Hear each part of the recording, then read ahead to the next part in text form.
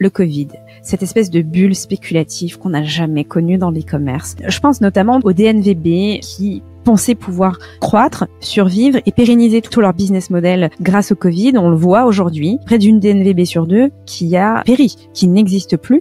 Tout simplement pourquoi ? Post-Covid, inflation. Post-Covid, guerre en Ukraine et d'autres conflits internationaux. L'inflation plus pénurie aussi, c'est difficile. On se remet à peine là de l'inflation. Enfin, on arrive en France à des 2%. Enfin, on est quand même monté à des 5%, ce qui est énorme. Donc, bienvenue à tous au volet discussion du podcast Commerce Élite. Et aujourd'hui, on a le plaisir de recevoir Laetitia Lamary, co-animatrice du podcast Le Café de l'e-commerce, un podcast qui a grandi comme pas possible dans les dernières années en France, parlant du commerce électronique. Laetitia, merci beaucoup d'être avec nous aujourd'hui. Bonjour Antoine, merci de m'accueillir dans ton grand podcast.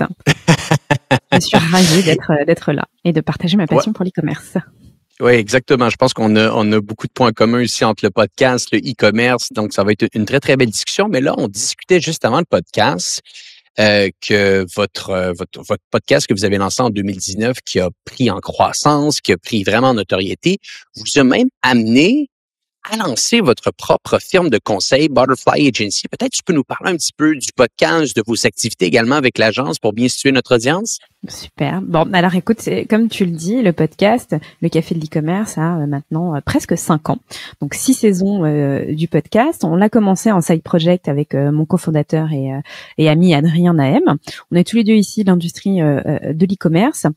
Et on était parti d'un constat très simple il y a maintenant plus de 5 ans qui était comment est-ce que les gens de l'e-commerce font leur veille. Bien évidemment, il existe des magazines, il existait des sites très classiques, on pouvait faire sa veille, mais on s'est rendu compte pour les retailers, mais aussi pour les solutions et les solutions e-commerce, c'était compliqué et que tout le monde n'arrivait pas à suivre. Donc, on a créé ce podcast. Le podcast a grandi. On était parti sur une audience, tu sais, nos amis. Moi, je suis issue du milieu de l'agence, Adrien, Solutions. C'était les gens avec qui on travaillait. Ça a grandi et c'est arrivé sur, j'ai envie de dire, la table, mais aussi les oreilles des retailers et de plus grandes solutions avec lesquelles on travaillait aussi.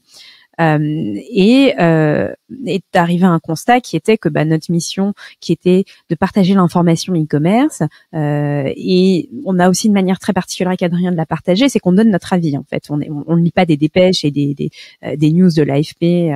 De l'AFP/e-commerce, on donne notre opinion parce qu'avec Adrien, on s'est forgé une opinion très différente. On a nos opinions très différentes et puis on a aussi nos sujets de prédilection. Ce qui plaît bien à notre cible, qui est très direction e-commerce chez les retailers, mais aussi sur du B2B. Puis il s'est passé tellement de choses ces dernières années. Si on calcule bien, je te dis que le podcast a 5 ans, ça est né quelques mois avant le Covid, le podcast. Et puis après, on pouvait plus se voir, on pouvait plus assister aux événements, et les événements c'était quand même une grande source d'information pour les retailers. Le podcast a vraiment grandi grâce au Covid. Et puis, de là, on a commencé à créer des événements, des petits apéros, des déjeuners, des événements un petit peu plus grands, des événements spécialisés. Et un jour, on s'est dit, on a toutes les graines qu'on a semées, on va pouvoir en faire quelque chose. Et la structure Butterfly Agency est venue pour couvrir tout ça. Donc, le média, les événements et le conseil. À la force d'un podcast, les gens, des fois, se posent la question, qu'est-ce que ça peut amener comme retour sur investissement, un podcast? Littéralement, ça a créé une entreprise pour Laetitia et son équipe. Donc, félicitations, c'est assez exceptionnel tout ça. Et ce qui est très intéressant avec vous, c'est que vous avez beaucoup de vision sur le paysage e-commerce, sur le paysage numérique, spécifiquement avec des annonceurs en France. La dernière fois qu'on avait discuté ensemble, je pense que c'était en 2021, donc ça fait très longtemps de ça maintenant. À ce moment-là, c'était les taux d'intérêt à 0%. On est encore dans le COVID. Le e-commerce va remplacer tous les magasins, toutes les succursales. Plus personne ne va se déplacer en physique. Et comme de fait, 12 mois plus tard, on arrive en 2022, 2023 tranquillement et les choses reviennent à la normale. Le e-commerce, c'est un petit peu plus complexe, les choses changent. Parle-nous un petit peu de ce que tu as vu peut-être dans les 12, 24 derniers mois pour essayer d'expliquer à notre audience comment que le paysage a évolué, comment que les choses vont même aujourd'hui et voir également peut-être ce que tu vois pour la suite. Ouais. Alors, tu sais, nous, au sein de notre agence Butterfly Agency, on a un concept qui est de voyager et d'aller voir ce qui se passe ailleurs. On assiste bien évidemment aux grands événements internationaux de l'e-commerce. Et puis quand on revient, on organise ce qu'on appelle un back from. Donc c'est notre retour d'expérience de ce qu'on a vu à l'étranger. Et quand on fait ce genre d'événements à destination des retailers, on met toujours en perspective avec ce qu'on ce qu'on vit, nous, en Europe et aussi en France. Et tu viens de le dire en introduction, le Covid. Cette espèce de bulle spéculative qu'on n'a jamais connue dans l'e-commerce, où c'était génial pour tout le monde, forcément, il n'y avait plus de boutiques. Donc, on achetait. Je pense notamment, tu vois, au DNVB qui pensaient pouvoir croître, survivre et pérenniser tout leur business model grâce au Covid. On le voit aujourd'hui, et c'est l'une de mes réflexions. On le voit aujourd'hui. Il y a près d'une DNVB sur deux qui a péri, qui n'existe plus. Tout simplement pourquoi ? Post-Covid, inflation. Post-Covid, guerre en Ukraine et d'autres conflits internationaux. L'inflation plus pénurie aussi. Il faut quand même se remettre 4 ans, 3 ans, 2 ans. C'est difficile. On se remet à peine là de l'inflation. Enfin, on arrive en France à des 2%. Enfin, on est quand même monté à des 5%, ce qui est énorme.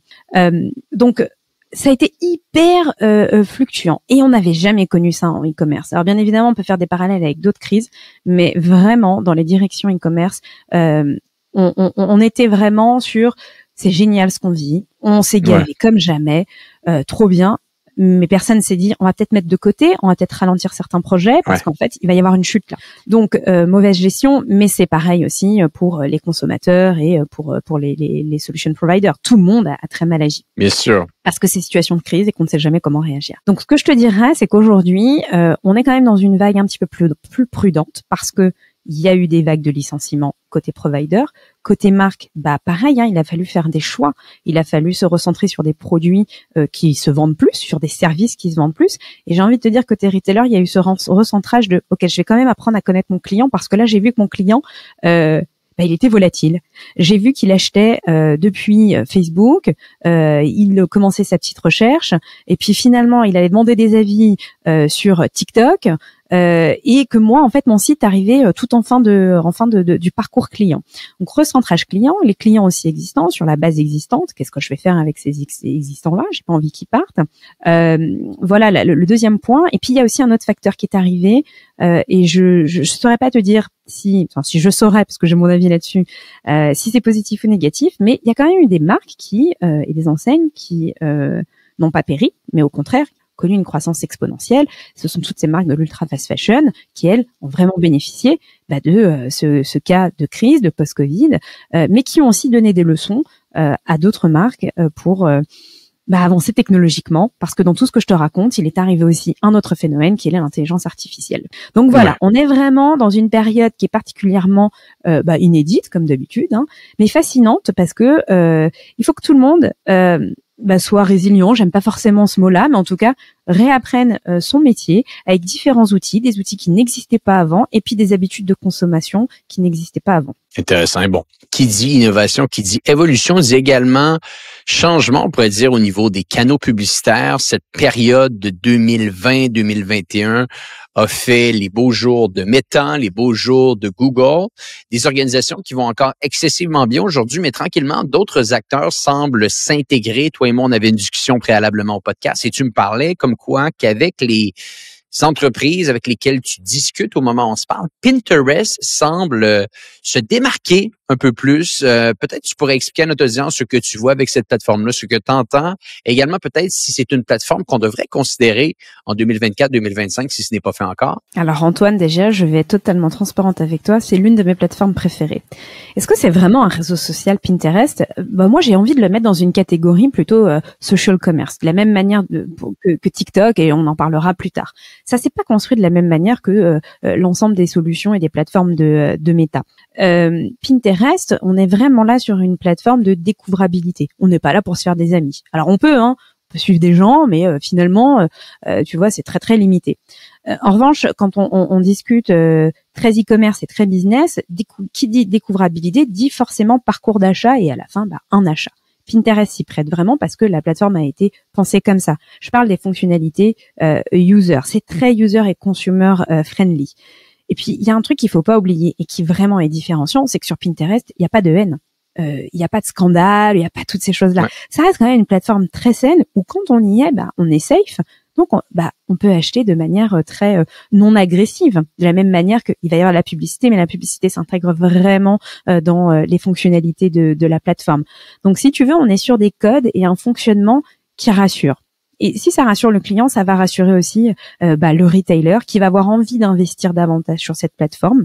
Et Pinterest est quand même une plateforme particulièrement intéressante pour plusieurs domaines comme la beauté, le travel, la food, l'aménagement, qui sont quand même des domaines de prédilection sur Pinterest. Et ce qui fait que les annonceurs, les marques vont investir massivement. Et puis, il y a quelque chose aussi de très important, c'est l'engagement. L'engagement sur Pinterest est quand même très, très important. Moi, j'avais noté un chiffre sur les derniers 6 mois. Il y a quand même 96% de personnes et d'utilisateurs sur Pinterest qui se sont servis de la plateforme pour effectuer des recherches, collecter des informations et 3, faire un achat. Donc là où avant, on utilisait Google, j'en sais rien, pour une recette, on va peut-être plus facilement, en tout cas la cible Pinterest va plus facilement aller sur Pinterest. Et moi, je t'en parle parce que je suis la cible Pinterest. Ma vie est vraiment sur Pinterest. Tu peux le voir, les différentes étapes de ma vie sont dans des tableaux Pinterest. Puis il y a ce côté ludique et il y a aussi ce côté de personnalisation. Pinterest a un algorithme tellement puissant que vraiment, il ne se trompe que très rarement quand il nous envoie des recommandations. Et d'ailleurs, si vous êtes un fidèle de Pinterest, c'est pas des recommandations, ils n'appellent pas ça des recommandations. Ils vous écrivent en disant « Je crois que vous avez l'œil ».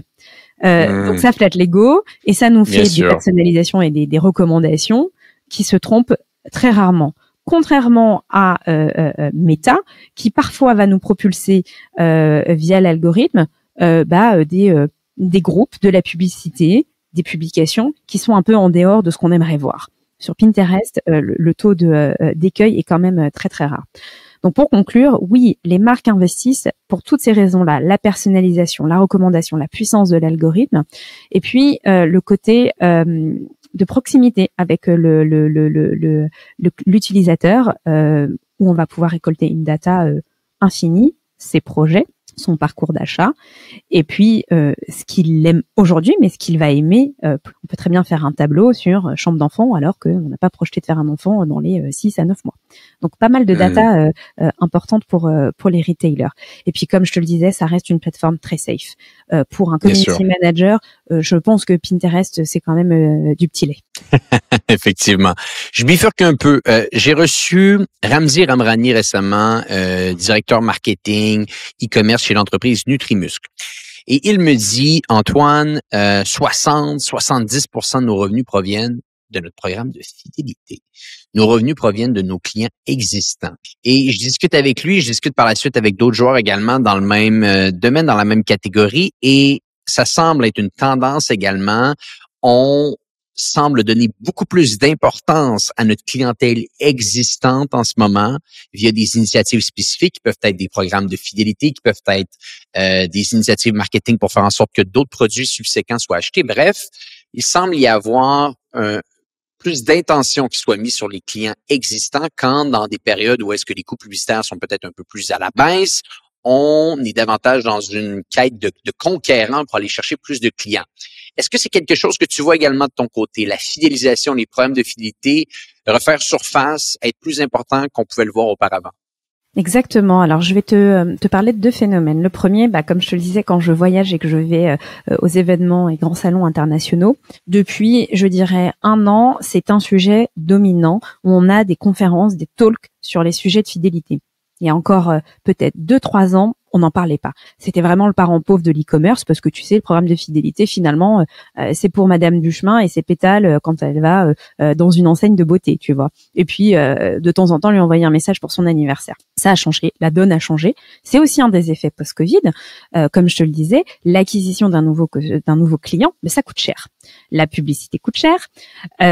Qu'est-ce qu'on fait? On se recentre sur le client. Et ça, c'est très bien. Donc, on va aller fouiller dans sa base. On va se dire, mais alors, celui-ci, je vais les réactiver. Celui-ci, il achète beaucoup. Mais pourquoi est-ce que je ne lui propose pas de devenir un client premium? Pourquoi est-ce que ce client-là n'est pas au courant de mes nouvelles activités? Pourquoi est-ce qu'il n'y a pas de services qui lui sont proposés? Donc, si tu veux, ça a recréé ce lien qui a un peu été perdu. Et puis, finalement, le bon vieux programme de fidélité, il a toujours existé. On l'a tous connu à un moment donné, le programme de fidélité, peu importe dans quelle enseigne ou chez quelle marque on était habitué, il y a toujours eu ce programme de fidélité. J'aime bien quand je parle de programme de fidélité, expliquer que la fidélité, les programmes de fidélité existent déjà depuis l'Antiquité, où on était sur ce que je t'explique là depuis tout à l'heure, de écoute, toi t'es un client fidèle, demain je reçois du poisson bon marché, je t'en mets un de côté, puis tu t'engages à m'en prendre 5, tu vois. Ça a toujours existé. À ceci près qu'aujourd'hui, on a la technologie qui est arrivée avec beaucoup de solutions qui ont beaucoup travaillé sur la data. C'est très important, la data, quand on met en place un programme de feed. Et puis, qui mieux qu'un retailer pour avoir de la data? C'est le champion de la data, mais ils savent pas quoi en faire. Donc, très bien. On va pouvoir refondre tout un programme de fidélité avec ça. La personnalisation, c'est très important parce que finalement, le retailer ne sait jamais vraiment à qui il s'adresse.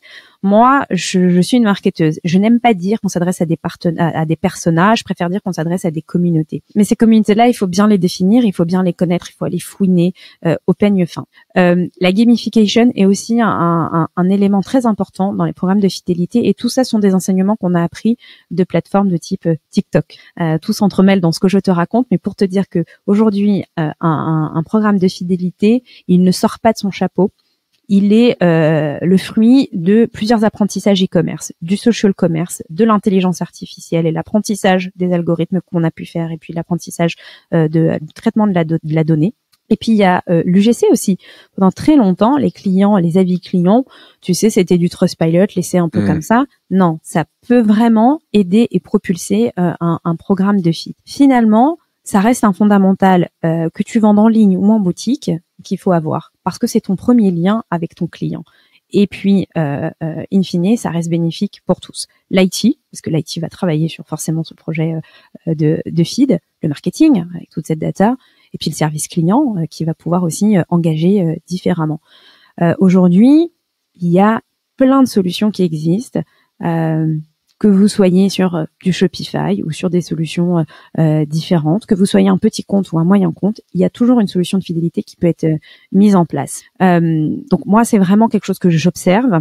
Aux États-Unis, il y a pléthore de cas sur les comptes de fidélité. J'ai notamment Victoria's Secret en tête qui a refondu entièrement son application mobile, mais en pensant d'abord à son programme de feed.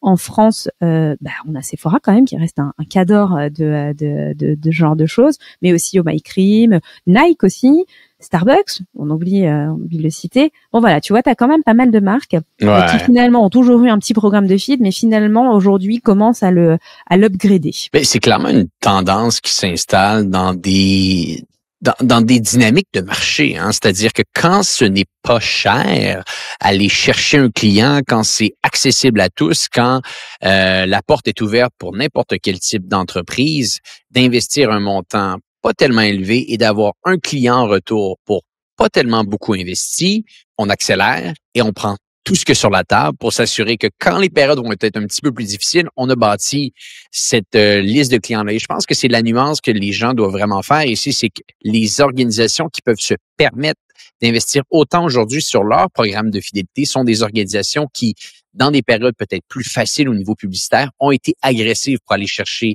des clients. Donc, ce n'est pas l'un ou l'autre, ce sont les deux. Bien entendu, tout peut travailler de manière séquentielle, mais tout de même, c'est un travail qui va se faire ensemble et on ne peut pas simplement travailler sur notre programme de fidélité et oublier la nouvelle clientèle parce que l'acquisition d'aujourd'hui va être notre fidélité de demain. Donc, il faut également garder tout ça en tête. Tu l'as mentionné quelques fois, social commerce, TikTok, on en est où avec ça? Est-ce que c'est un incontournable pour une boutique en ligne en 2024? Est-ce que c'est une plateforme qui amène vraiment du ROI? Et qu'en est-il du social commerce? Parce que, soyons honnêtes, ça a beaucoup changé dans les dernières années. On parlait des fois de live shopping. Les plateformes arrêtent le live shopping. Il y a l'air d'avoir énormément d'évolution autour de tout ça. Tu as raison, Antoine, de le souligner, ça fluctue. Le social commerce a, en tout cas, pour notre région en Europe, a du mal. On a du mal à craquer le game, à percer le game du social commerce.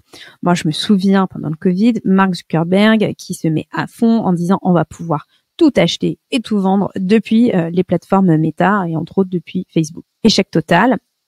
alors pas Pinterest, mais Instagram, du coup qui appartient au groupe Meta, la même chose. Pinterest, on est vraiment sur une brique du parcours d'achat et pour le moment, ça n'a pas vocation à intégrer le shop depuis la plateforme à part entière. Aujourd'hui, s'il y a bien une plateforme qui se démarque, ça va rester TikTok avec le fameux TikTok Shop. Pour revenir un petit peu sur la genèse de TikTok, la version qu'on a nous aujourd'hui en Europe, en tout cas en Occident, c'est pas la version qui existe en Chine. La version chinoise de base, elle est pensée pour faire du business et vendre. Donc c'est une plateforme qui a déjà toutes les fonctionnalités d'un site e-commerce en fait, mais de manière un petit peu plus ludique et avec tous les apparats d'une plateforme de réseaux sociaux. Donc déjà, TikTok a marqué des points sur, j'ai envie de dire, son architecture technique. Là où ça peut poser souci, c'est que nous, en France, en Europe, on a des normes. On a plein de normes qui font qu'on peut pas faire du commerce comme ça, surtout depuis une plateforme chinoise dont on ne sait pas forcément quelles sont les intentions, comment la data est traitée, et 3 ce qui va en advenir. Voilà, il y a tellement de questions aussi sur la propriété intellectuelle, toutes ces choses-là qui font que c'est difficile de se lancer en social commerce en Europe. Toutefois, TikTok et TikTok Shop n'a jamais caché ses intentions de faire du commerce. Ça doit arriver là normalement, c'est la grande annonce de cette rentrée. D'ailleurs, je crois que ça devrait commencer par l'Espagne. Et bien évidemment le Royaume-Uni.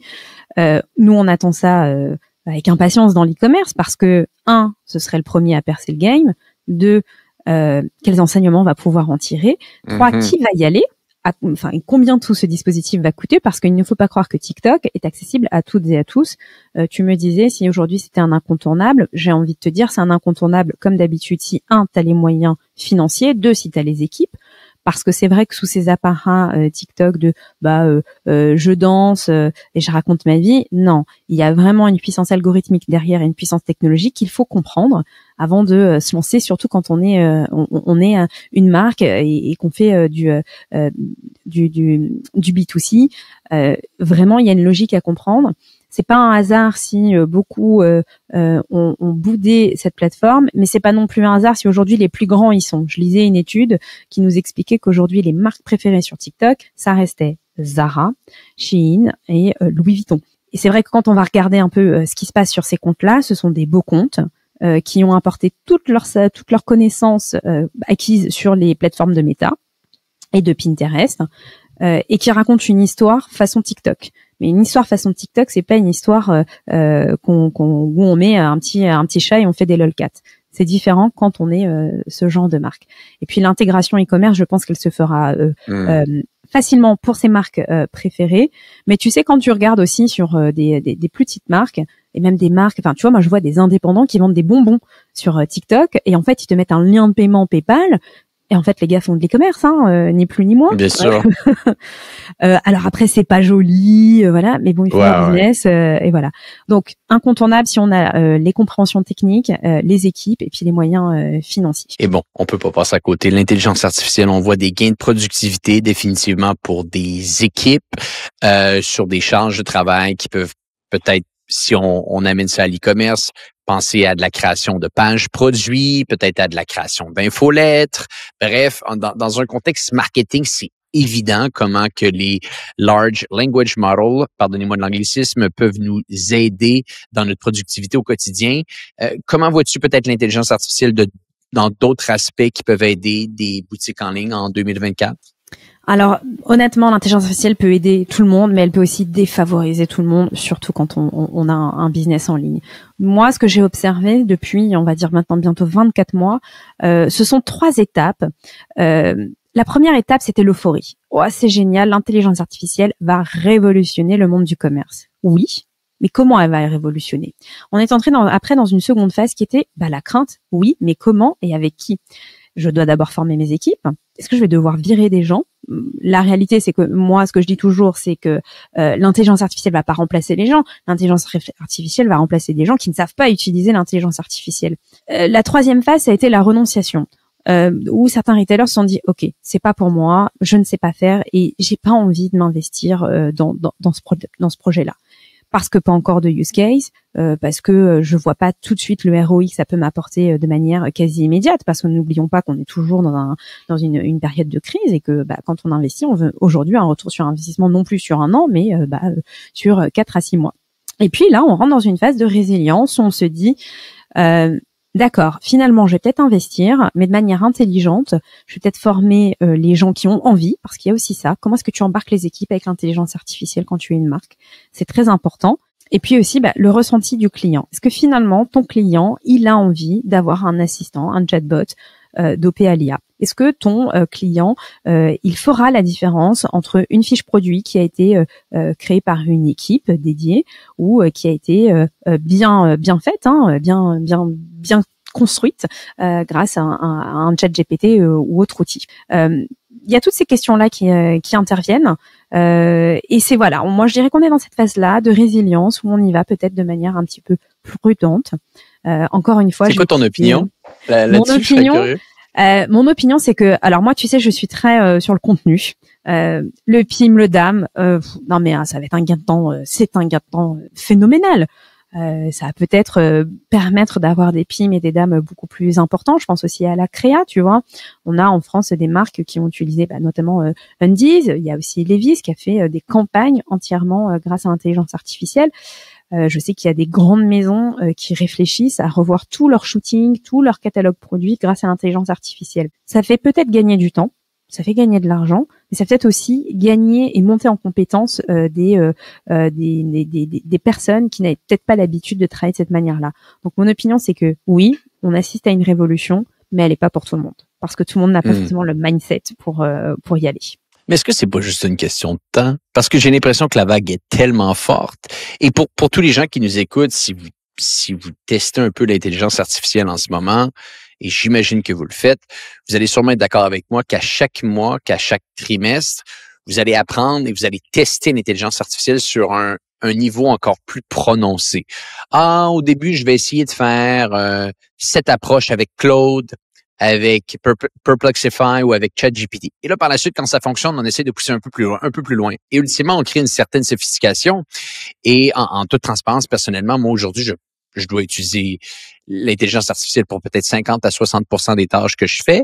Et j'ai l'impression que ça va continuer comme ça. Donc, ce serait pas peut-être un peu utopique de penser que c'est uniquement fait pour certaines personnes, dans l'optique que c'est peut-être juste une question de temps avant que ça soit vraiment quelque chose que tout le monde utilise? Oui, je suis assez d'accord avec toi. Et puis surtout, lever les barrières.